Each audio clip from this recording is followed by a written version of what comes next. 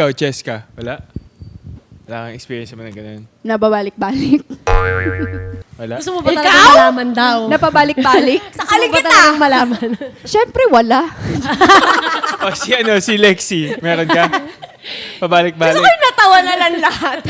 Tinawa na lang tayo ni Cheska eh. No. Hindi na kailangan pag-usapan yun. Tama, ayan na natin sila. Oo. Okay. Ako naman, ang sa akin lang naman, charis. Kasi di ko alam, pero nagigets ko yung ano. Alin? Oo. Diba? Tawa-tawa na Oo, yun. Kasi, normal naman yun eh. Meron talaga tayong mga bagay na it's hard to let go. Tsaka parang for some reason, hindi ko rin naintindihan na this one person na kahit na I know na I deserve better, tinatrato ko ng hindi tama. Pero every time na they reach out, I feel as if, you know what, this feels good. Diba? So babalik ako. Yung parang yung feeling na, hindi, parang ang sarap na itong ganitong feeling. Parang So, siyang babalik ka. addiction. Parang may dopamine rush kasi kapag may kasama kang specific na tao. Tapos pag nag-message, parang nagpa-fire yung mga synapses sa brain mo na parang, Nakakalimutan mo yung, parang hindi tama yung ginawa niya sa akin, pero alam mo, bakit tawan-tawa ka? kakalimutan ko Lalag na yun. natatawa lang ako sa inyo. Diba? Kung paano niyo explain, kung paano tumatakbo yung utak niyo, natatawa lang What ako. if abangan kita sa labas, Vince? ikaw, wala kang ano? Wala. Ang hirap kasi kapag parang yung taong nanakit sa'yo, parang siya din yung nagpapasaya sa'yo. So parang nauulit na lang yung cycle nung ano. Ang tawag dito, parang sobrang ironic lang. Paano nangyayari para sa isang tao na yung nananakit sa kanya, nagpapasaya din sa kanya? Wala Di ba kasi eh. parang law of ano ba yun? Law of attraction. Basta yon. Basta yon kung ano mang law yun. Na, di ba pag nasaktan ka, dapat traumatic na yun, hindi mo nagagawin. Kaya ka nga natutrome. Gusto natin yung sinasaktan. Yung ano eh. Yung Sakta mo pa pain and pleasure. Kaya Ganon. naman sabi ni Vince The sa'yo push and kanina, pull. sadista ka kasi. Ay, sadista. Ay, masokista. Gusto ko yung hindi na natin in-advisean yung nag-ano nung Reddit. Oo nga. Share na lang tayo ng Advice kanya-kanya natin nating siya. ano. Wait lang. Ang hirap kasi magbigay ng advice ng ikaw mismo, di mo na alam paano tutulungan Wala yung sarili ako. mo. Totoo, hindi ko alam ano sasabihin ko sa'yo ate or kuya, hindi ko alam. Siguro, hindi ko alam talaga. Stay okay. strong na lang. Laban ka lang. For me, get through it kasi every emotion that you have, just feel it, just get through it. Because that's part of living life. Na lahat yan napapagdaanan mo, hindi ka tao pag hindi mo yan nararamdaman. So for me, just get through it. Pero please, wag naman yung mababaliw ka na, yung parang hindi na healthy for you.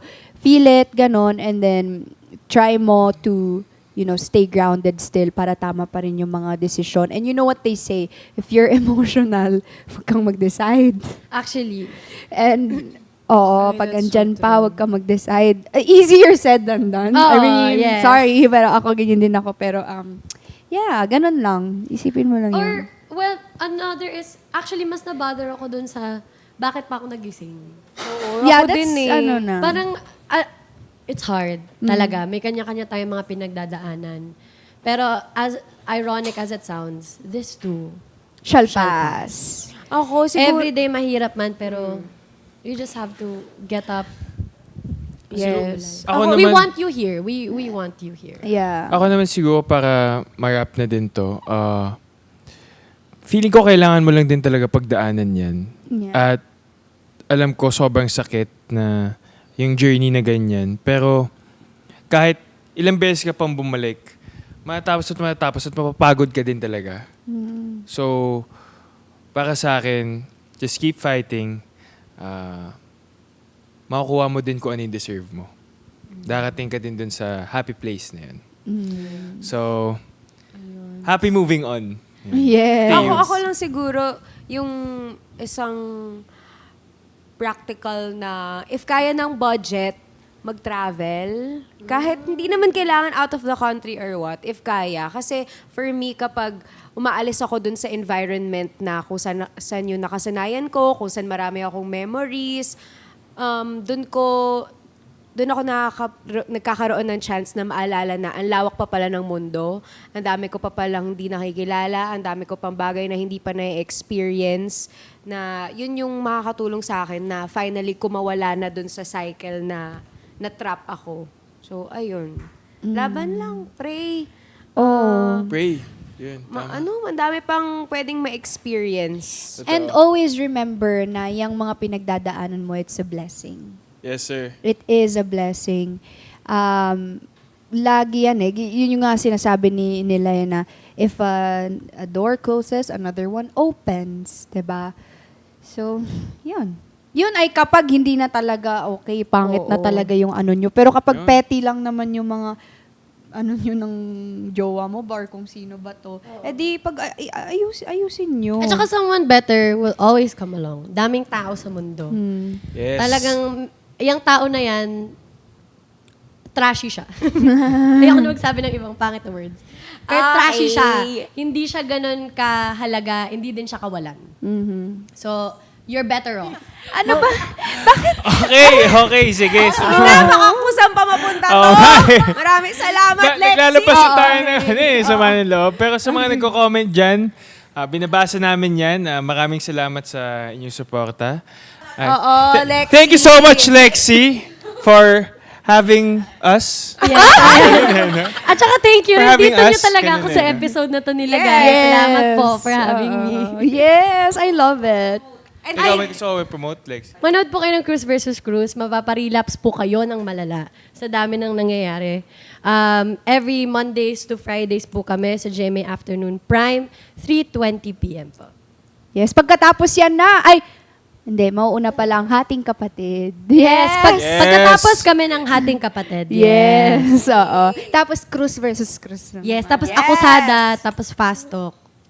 Oh, Tapos saan? Family Feud. Tapos 24 oras. Ang galing. Galing, Tapos galing, pag... galing. At Lalexi Gonzalez po on all social media platforms. Yay! Thank you, guys. Maraming salamat, Vault. Dito lang sa Tito's Latin Barbecue and Brew.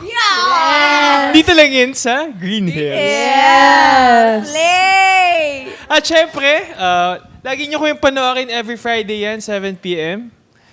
Dito lang sa... sa ATM YouTube channel, sa Audible, sa Spotify, at saka sa Apple Podcast. Wow.